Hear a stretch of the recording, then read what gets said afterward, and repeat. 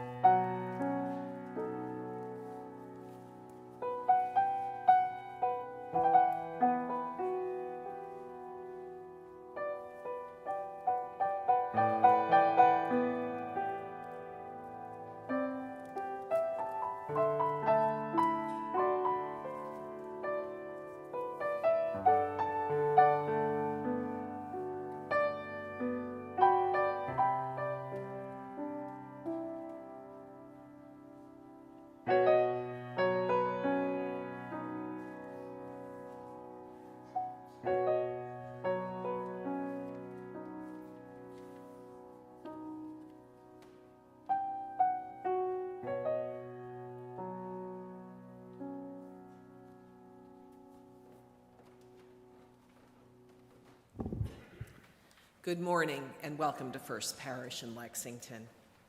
My name is Suzanne Adams. I'm one of the worship associates here. We are a Unitarian Universalist congregation guided by love and inspired by many sources. Whatever spiritual journey has brought you here this morning, we are glad for your presence and we hope that you'll find many reasons to return. I do have several announcements this morning. Our front steps continue to be closed. So, in case of an emergency, please do not go to the rear of the sanctuary, but exit through these red curtains and go out the side door.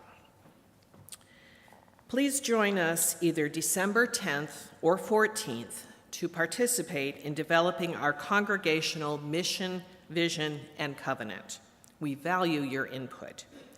Please see the weekly update for a session sign-up for either Sunday, December 10th, immediately after the service for lunch and discussion, or please attend a Zoom discussion on Thursday, December 14th at 7 p.m.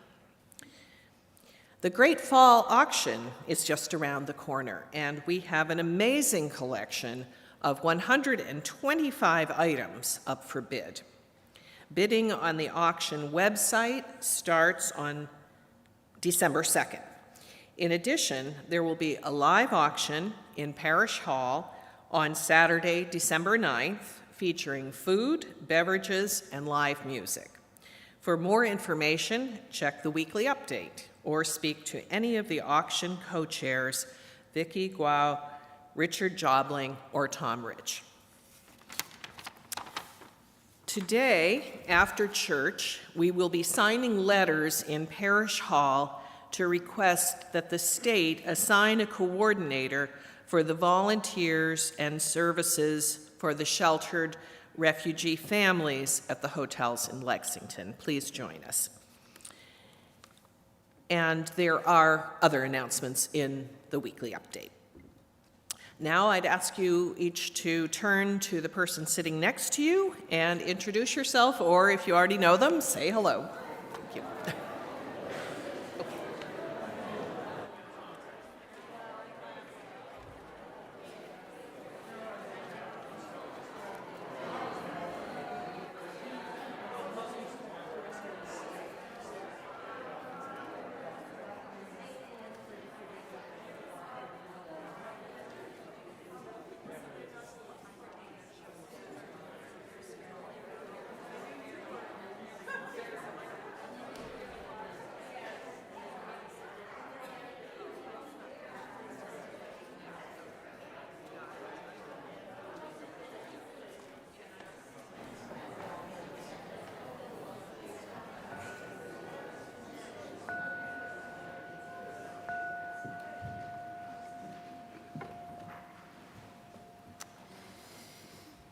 We come into this place out of the separateness of our lives. We come from a faded place of loneliness and disconnection. We bring our sad eyes, our discouraged hearts. We hide the darkness inside ourselves, which makes us feel so small. But in this place, let us unfold enough to find gentleness. In this holy sanctuary, let us take a breath deep enough to feel the space inside.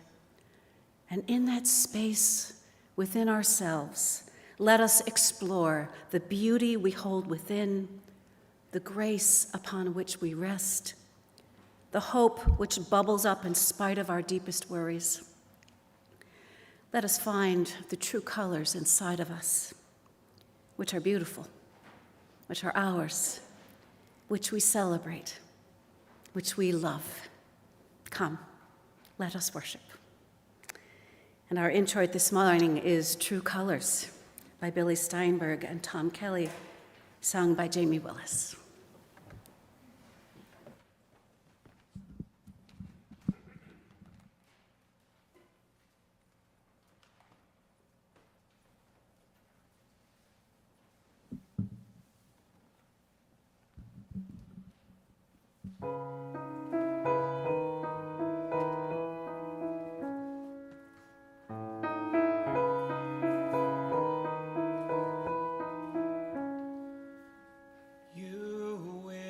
Sad eyes, don't be discouraged.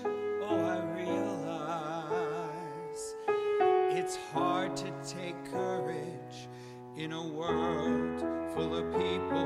You can lose sight of it all, and the darkness so inside you makes you feel so small. But I see your true colors shining through. I see your true colors, and that's why I love you. So don't be afraid to let them show your true colors. True colors are beautiful like a rainbow.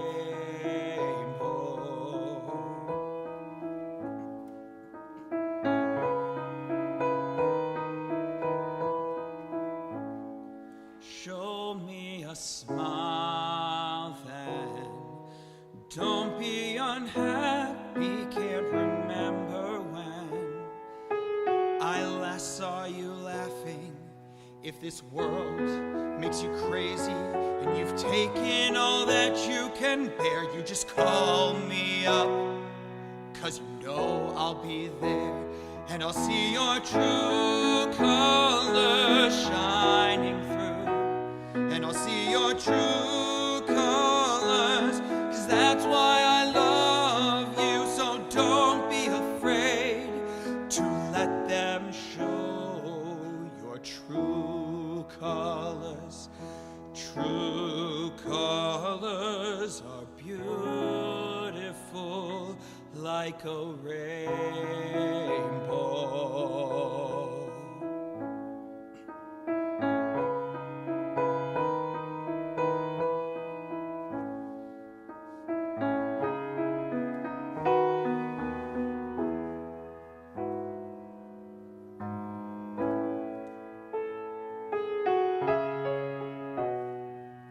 If this world makes you crazy and you've taken all that you can bear, you just call me up, 'cause you know I'll be there. And I'll see your true colors shining through. I'll see your true colors, 'cause that's why I love you. So don't be afraid to let them show your true colors. True colors, true colors are shining through. I see your true colors, and that's why I love you. So don't be afraid to let them show your true colors. Your true colors are beautiful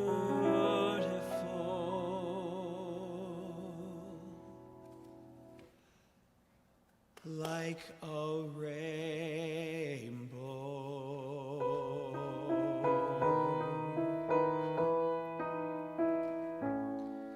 Like a rainbow.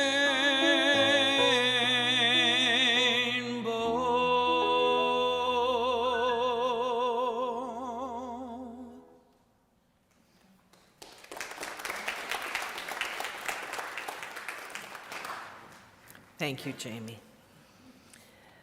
I'd like to invite Board Vice President Lauren Rosen to light the chalice. These words for the chalice lighting are by Pat Uri-Lishti. The chalice we light this morning is a symbol of our faith. It binds us together as a people, as one people. A reminder that our strength is in our shared hope for the world, and that our common work is the creation of beloved community among ourselves and in the world. Please rise and join me in saying the affirmation of faith. Love is the doctrine of this church. The quest for truth is its sacrament, and service is its prayer.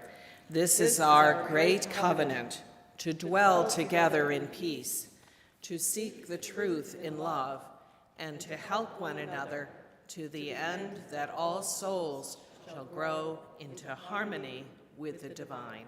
Please be seated.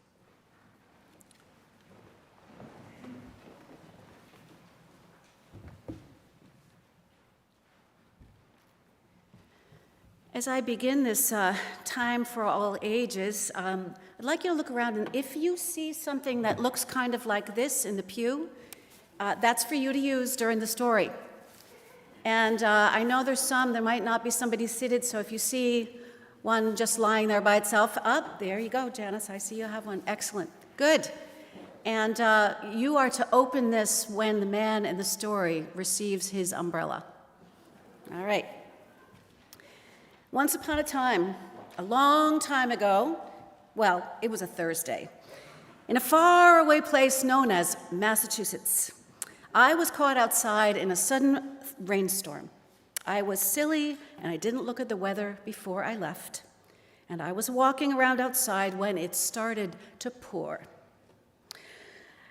So I got wet. It took hours to dry off, and I didn't have my trusty umbrella with me. So this story today, you have two important parts of the story other than opening the umbrella when I asked you. Whenever I say the word boom, I need you to shout kaboom as loud as you can. Can you practice? Ready? Boom. Kaboom. Nice. There you go. There will be times when I say the word sanctuary. And whenever you hear the word sanctuary, I want you to quietly say the word sanctuary. Let's try that. Sanctuary. Nice. Very good. So once upon a time, there was a little girl who was also caught outside in a sudden rainstorm. She ran inside to the nearest store, I wish I had thought of that last week, to wait out the rainstorm. As soon as she closed the door, a bright flash and a loud boom of thunder followed. There you go. The little girl knew that she would be stuck in that store for quite a while. She started to look around at some of the different items in the store when the shopkeeper appeared. The shopkeeper was the oldest woman the little girl had ever seen. Her hair was white as snow, her face was all wrinkly. The little girl was brave enough to admit that she was just a little bit scared. "Young woman," said the old shopkeep, "can I help you with something?" And the little girl pointed outside, too afraid to talk. "Ah," said the old shopkeep, "did you run in here to escape the rain?" The little girl nodded slowly as another loud boom of thunder took over the store. "Well, you can wait here if you'd like in my little sanctuary. We've got a nice sturdy roof over our heads, and it will keep you safe and dry." Well, the little girl appreciated the offer, but she really needed to get back outside and continue on her way. The old shopkeep could tell the little girl was hesitating. "Or," continued the shopkeep, "you could head back outside with this." The old shopkeep went behind the counter, and what do you think she pulled out? An umbrella. "Take this umbrella," said the old shopkeep. "I don't know why it's raining, but I do know that you can keep dry under this portable sanctuary." The little girl beamed, but then she stopped in her tracks. "But I don't have any money," she said. The old shopkeep waved her off. "No worries, little girl. Just be sure to offer the umbrella to someone else when they need it." The little girl accepted the umbrella, and she headed back outside, opened up her umbrella, and went on her way. The little girl was happy and dry. So's Tom, that's good. She started skipping down the street, and she was perfectly happy when she saw a man wearing a suit, trying to keep dry with a newspaper over his head. She heard another loud boom, and the newspaper began to fall apart under the heavy rain. So she skipped over to the man in the suit, and she held the umbrella up as high as she could. "Thank you," said the man. Remembering the words from the old shopkeep, the little girl told the man, "I don't know why it's raining, but I do know that you can keep dry with me under this portable sanctuary." The man smiled in relief. He'd been having a really hard day. You see, he was wearing a suit because he was on his way to a job interview. He had been without work for a long time, and he was desperate. He had to walk to the interview because he couldn't afford a car. When it started to rain, he cursed his luck. He would show up to his really important job interview soaked. He knew it would make a really bad first impression. The little girl spotted her family in the store across the street. "Here," said the little girl, "take the umbrella with you. I see my family right over there across the street." "Oh, I couldn't take your umbrella," said the man, feeling guilty. "Oh, no, take it. Just be sure to offer the umbrella to someone else when they need it." And the little girl put the umbrella into his hands, and they ran off to meet her family. The man couldn't believe how nice the little girl was. He knew he had to hurry, though, because it was almost time for his very important interview. Another boom of thunder caused him to start running. Well, I can tell you the man got the job that he was interviewing for. I know you were worried. And soon enough, he was able to afford to buy a few umbrellas of his own. Whenever it would rain, he would bring not only his umbrella that the little girl had given him, he would bring 2 more small umbrellas to give away to people who were stuck outside in the rain. And every time he gave an umbrella, he would say, "I don't know why it's raining, but I do know that you can keep dry under this portable sanctuary." And soon everyone in the town had an umbrella that they would take with them. And if the townspeople passed by someone without an umbrella, they would give up their own umbrella and pass on the words now known by the entire town. "I don't know why it's raining, but I do know that you can keep dry under this portable sanctuary." Thank you very much for participating in our story. Our opening hymn is "Give Thanks," and let us give thanks for all that we say in this and for the umbrellas and the sanctuary that we give to each other. It's hymn number 69 in your hymnal or on the screens.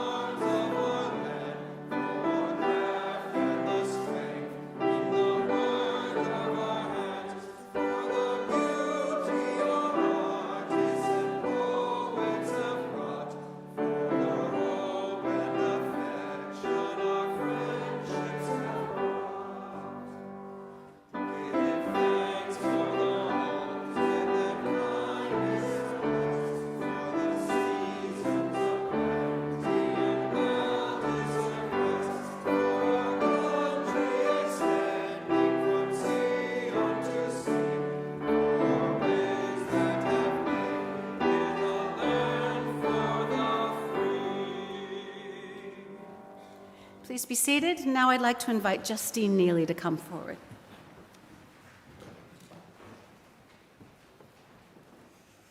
Hello.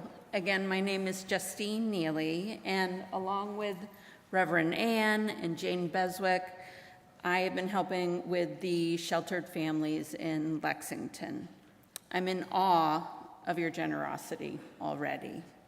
As you know, by the end of October, 30 migrant families were sheltered in Lexington.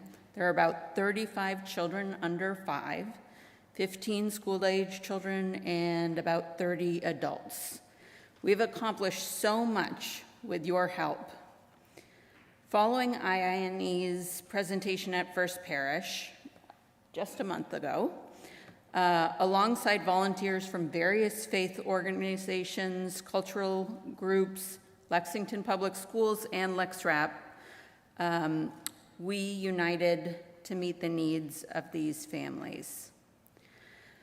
We collaborated closely with the National Guard at the shelters and established channels for effective communication. WhatsApp has been key. We initiated weekly meetings and devised an Amazon wish list, volunteer signups, and hosted a fundraiser thanks to the First Parish, a fund is what I meant, to support our collective efforts. You'll see here in this slide, the Amazon wish list was a fast way to get families their essentials: formula, diapers, wipes, sanitary products, and laundry detergents. After that, while we distributed those items, with the help of our Haitian Creole speaking members of the coalition and Spanish speakers, we created a private census of the families, noting needs, clothing sizes, and shoe sizes. You can see one of our coalition members bought a shoe sizer so we could get accurate shoes sizes. From the census, the coalition has completed 3 waves of distributions to each family. We were hampered by not having space to organize and distribute items directly. We had to really be concerned about the space within the hotel. Next, you'll see our first distribution was bags of bathroom essentials from the Amazon wish list, crayons, hats and scarves from a coalition of sewers in town. Any of you did any sewing for this? Great fleece hats and scarves. And then we had 2 waves of distributing clothing. In one weekend, we bought shoes and coats for each individual, boxed them up and distributed with the help of the National Guard. And then last weekend, members of different groups purchased basic warm clothes for each individual: underwear, socks, and pajamas. So that's how we dealt with that first wave of essentials without any space to organize or any coordinating group, really, other than what we came together to do. The families have a collective WhatsApp. They wrote many appreciations for all of the donations. They're really just grateful, kind, eager to work, eager to get information. This week, we're launching a clothing drive for families to come and shop on their own. It will be held both next weekend and the weekend after to collect mostly clothes for young children, those 35 under 5, and adults, because the schools really provided and helped with us coordinate clothing for the school-age children. And as was mentioned earlier, Jane Beswick is leading a letter writing campaign to try to get a coordinating agency to do a proper census of needs of the families, help with benefits, and all of that.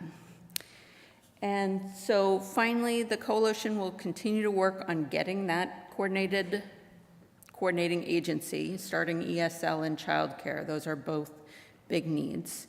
And I will be at coffee hour to share any stories that you might be interested in. Thank you so much for all of your support.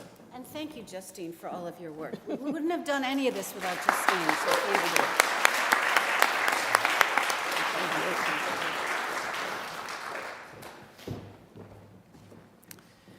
Each one of you, by your commitment of time, energy, and resources, helps make the grand vision of Unitarian Universalism real, a world filled with peace and justice, love and joy. An offering for the sheltered families in Lexington will now be received. You may point your camera at the QR code and It's just for the work of First Parish. it It's is not a special collection. Okay, sorry, I had that wrong. This is for the work of First Parish. Will now be received. You may point your camera at the QR code in the order of service or online, and if you are here in the sanctuary, our ushers will come around. Please now enjoy the offertory Benedictus by Karl Jenkins, performed by Sarah Hager.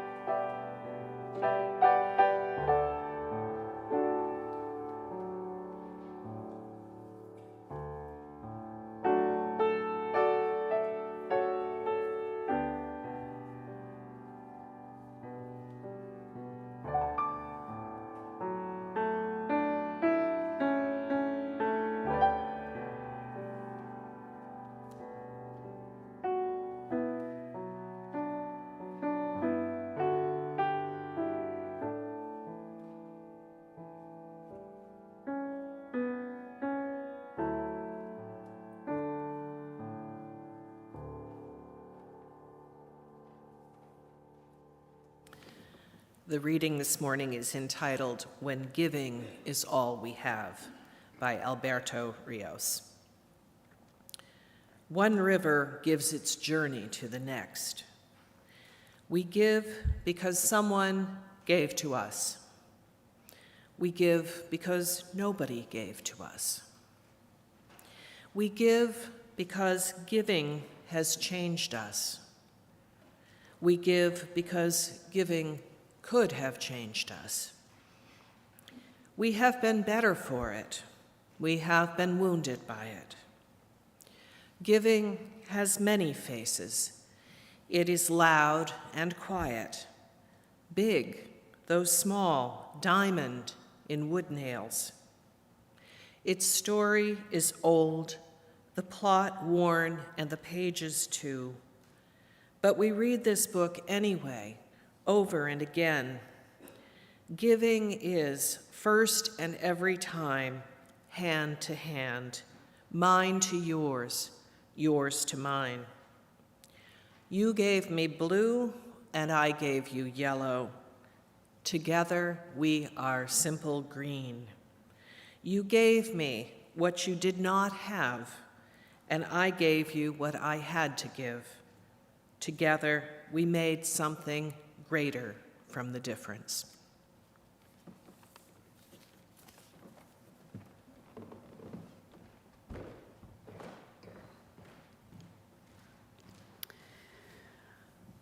One of the great ironies of being a preacher is when the topic of a sermon comes around in your own life, and you have to hope against hope that what you said about this topic the week before is actually true.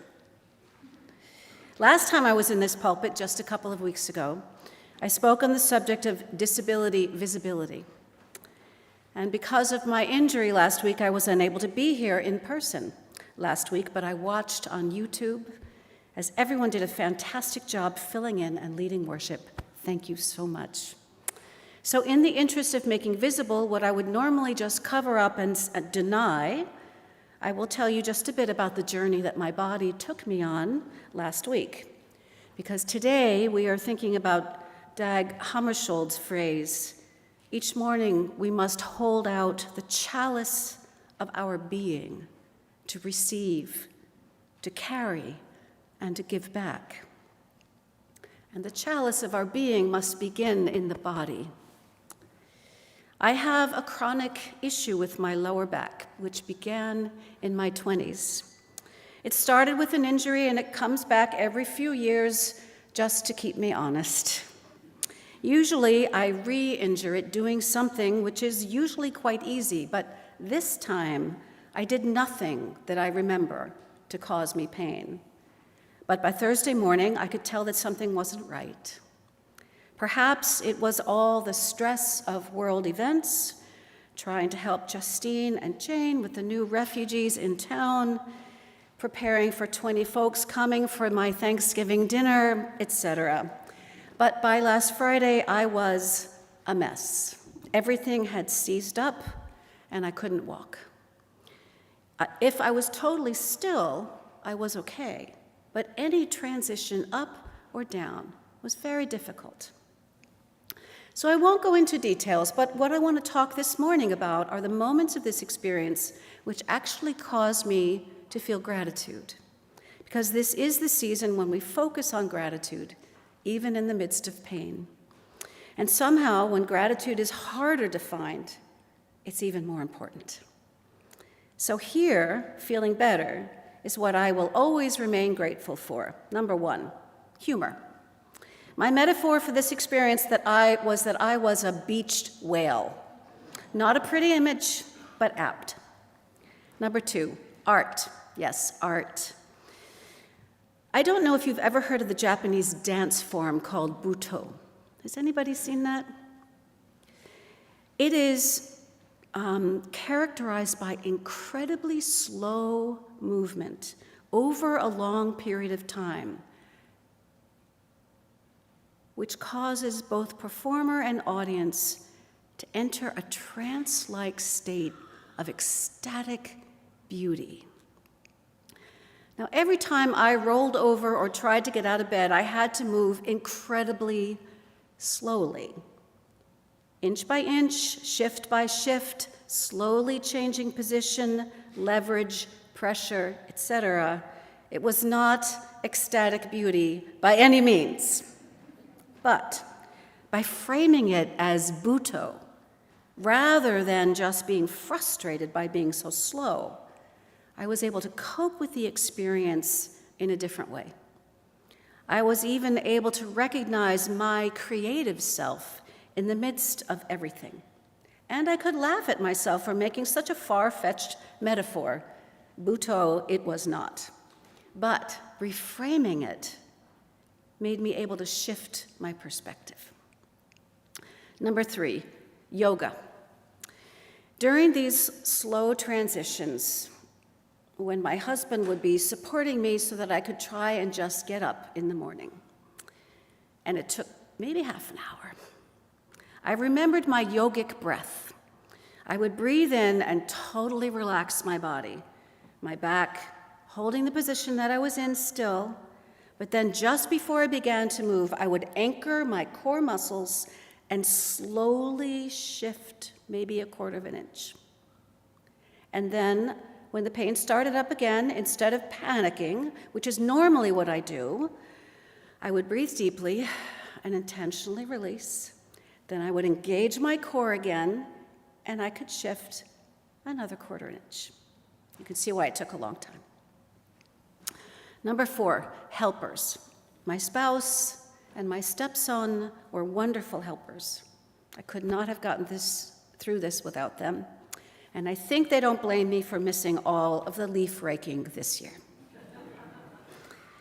Friends and colleagues, I was not able to be with you in worship last Sunday, nor could I attend the Interfaith Community Association Thanksgiving service, which I had helped to organize. But feeling everyone's love and support, especially when you all turned and waved at me on the camera, just really made my heart sing. And it helped me to accept what was happening and take the time to rest and recover and reflect on the experience. I know that many of you have suffered far more than I do when these flare-ups happen. But my experience was my own, and making comparisons does not diminish my own inner work. I hope that it helps me to be even more empathetic with those who live with much more difficult things than I do. The chalice of our being. We are asked to hold it out every day, to receive, to carry, and to give back. Our chalice lives within the body, and when the body needs repair, so does our chalice. When the body is well, then mind and spirit feel more present. All three are intertwined, and when one is out of sorts, the others soon follow. But I found last week that when the mind and the spirit were able to cope, the body could be coaxed into following. I'm telling you about this experience because of what I have learned from it. I know that I'm risking triviality by exploring this area of theology instead of facing the problems of the world head on. But trying to understand the problems of the world and cope with the incredible pain and loss that's still happening in Israel and Gaza is so overwhelming.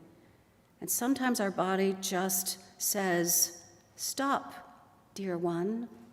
You need to slow down. And if you won't do it for yourself, I will send you a sign that you cannot ignore." That's what my body said to me.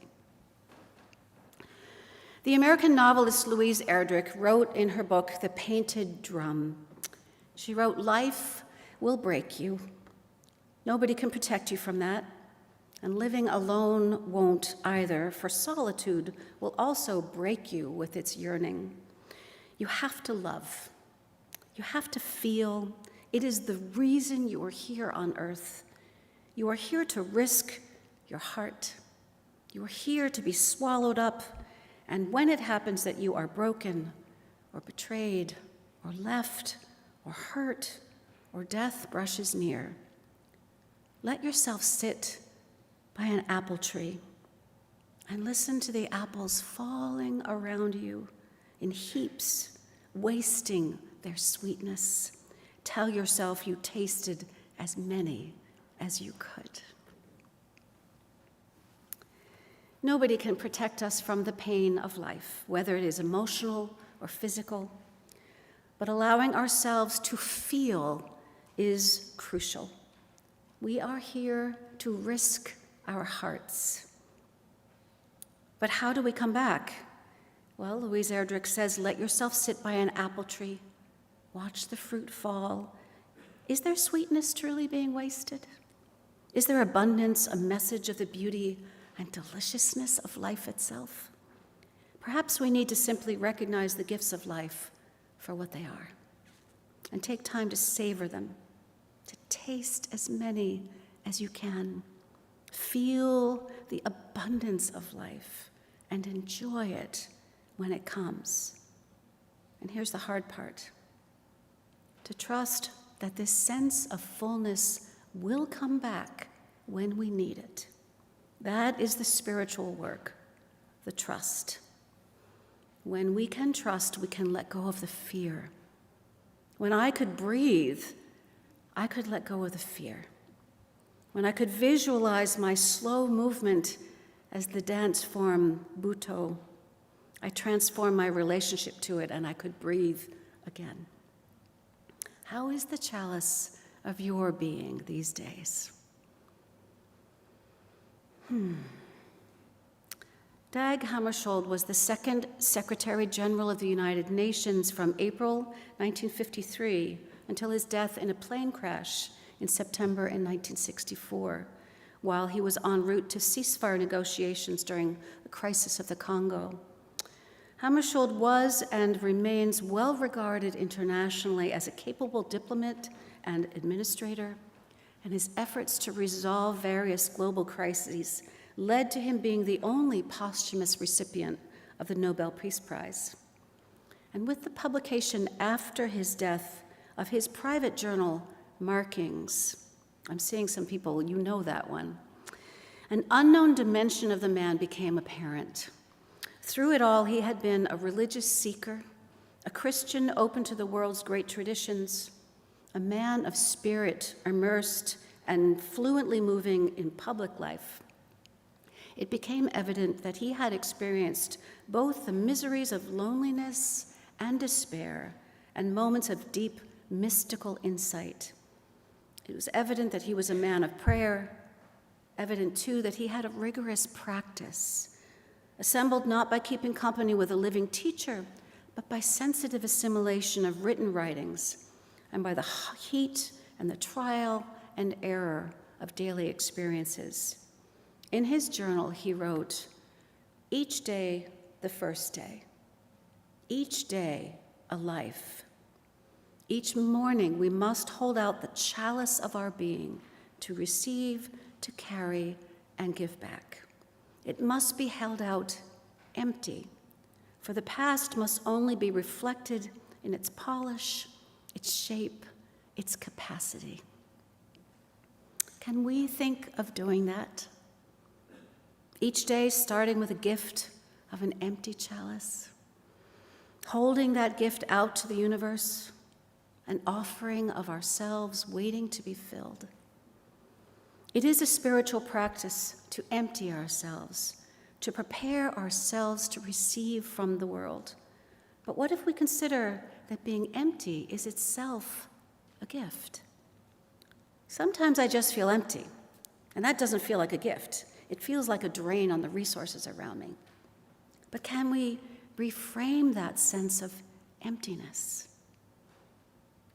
What if we think of that empty feeling as preparation for something bigger, something more important?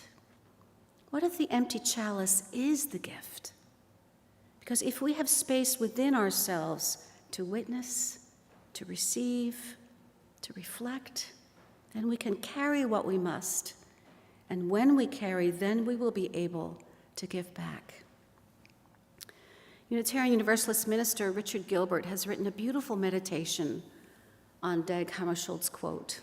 He wrote, "Each morning we must hold out our chalice of being to be filled with the graces of life that abound, air to breathe, food to eat, companions to love, beauty to behold, art to cherish, causes to serve.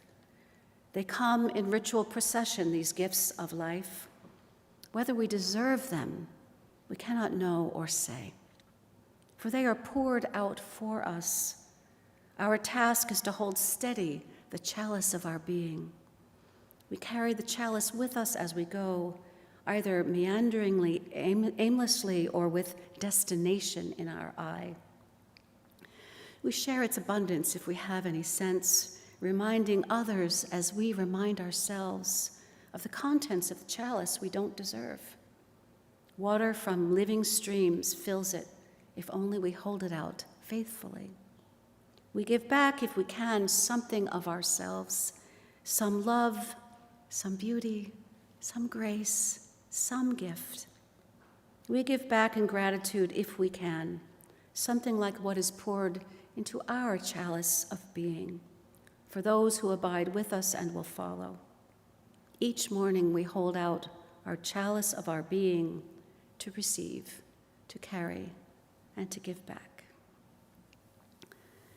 And so, my friends, in the midst of the abundant gifts of life, what is it that we choose to give back?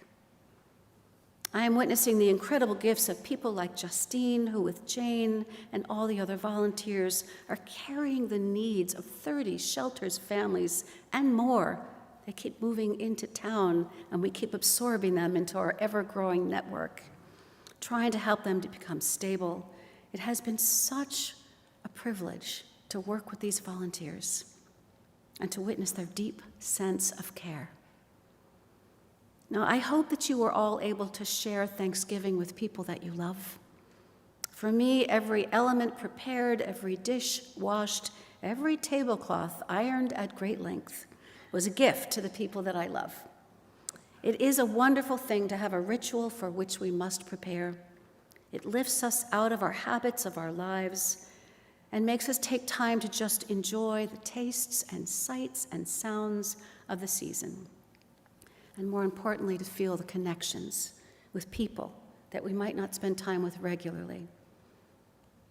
I know that the empty chairs around the table were painful for many of us this year. There are so many of you in this sacred committee who have empty chairs and have lost beloveds. Loss has a way of making sure that our chalice becomes empty on a regular basis, doesn't it? But if we hold it out every day, we will receive, we will carry, and we will be able to give back, even until the ultimate day. I'd like to close this with a poem that I have found to be so powerful that I want to have this read at my memorial service. So if you're there, you make sure that this is read. For everything we are is meant to be shared, even at the end of our lives, especially then. Here is Epitaph by Merritt Malloy. When I die, give what's left of me away to children and old men that wait to die. And if you need to cry, cry for your brother walking the street beside you. When you need me, put your arms around anyone and give them what you need to give to me. I want to leave you something better than words or sounds. Look for me in the people I've known or loved. And if you cannot give me away, at least let me live in your eyes and not your mind. You can love me most by letting hands touch hands, by letting bodies touch bodies, and by letting go of children that need to be free. Love doesn't die. People do. So when all that's left of me is love, give me away. Amen. Blessed be. Our anthem this morning, and thank you, Jamie and Sarah, for doing this beautiful song, God Bless the Child, by Billie Holiday and Arthur Herzog.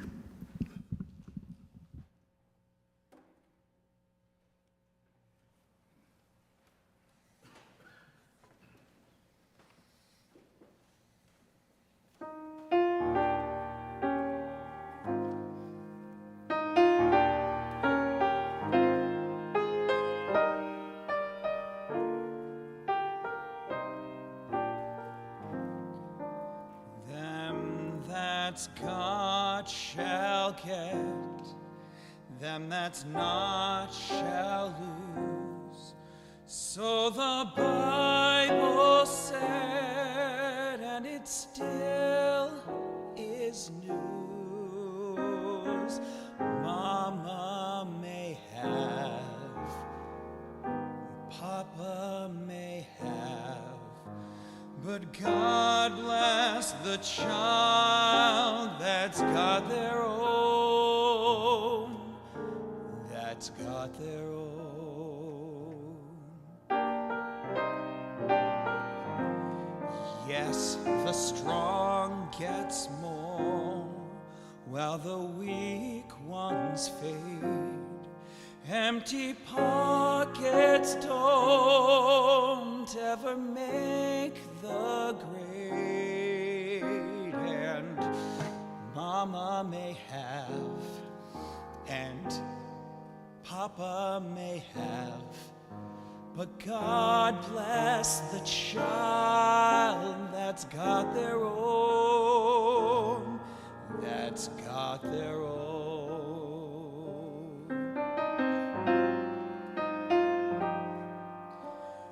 Money, you got lots of friends crowding round the door. When you're gone and spending ends, they don't come no more. Rich relations give crust of bread and such. You can help yourself, but don't take too much. Mama may have, and Papa may have, but God bless the child that's got their own, that's got their own.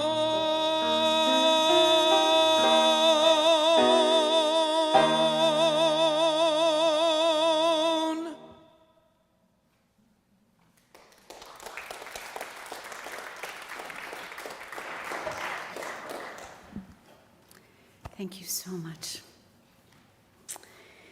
I'd like to invite us into a time of quiet reflection. There's so much to think about and to consider, so many needs, so many joys and sorrows on our own hearts. And I just ask you just to take a deep breath, maybe feel your body relax as you breathe in, and settle into your seats for a moment, and let's just rest for a moment in the silence that we make together.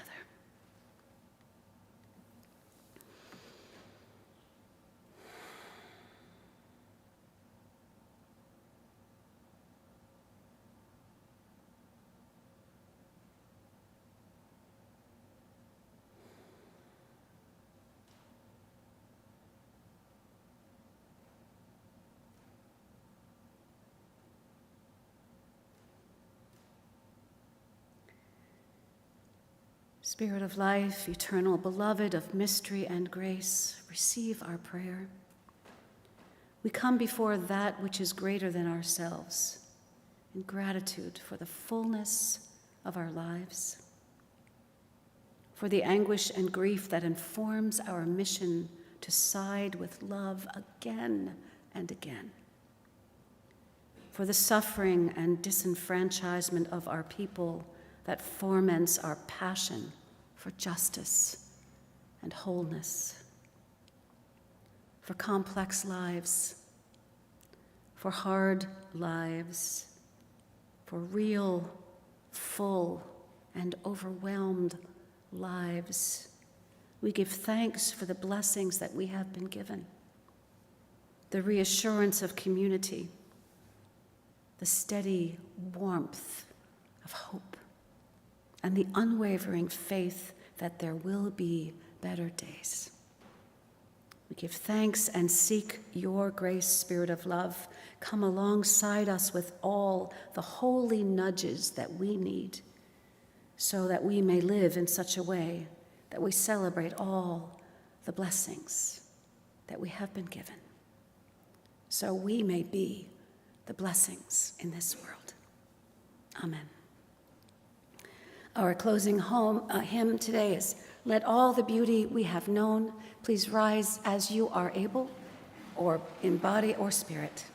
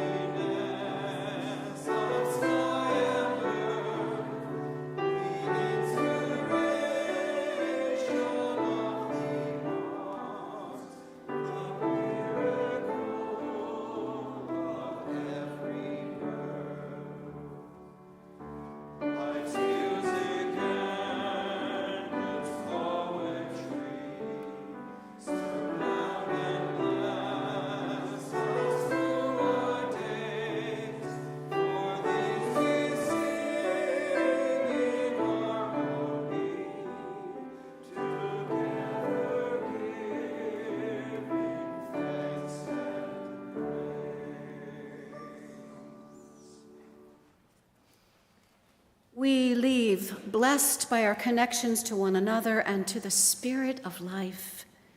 Walk lightly, that you may see the life that is below your feet.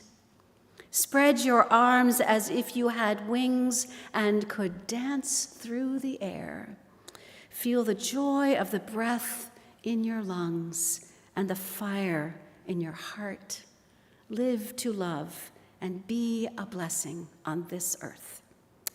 Please be seated for our postlude, which is Joy by George Winston.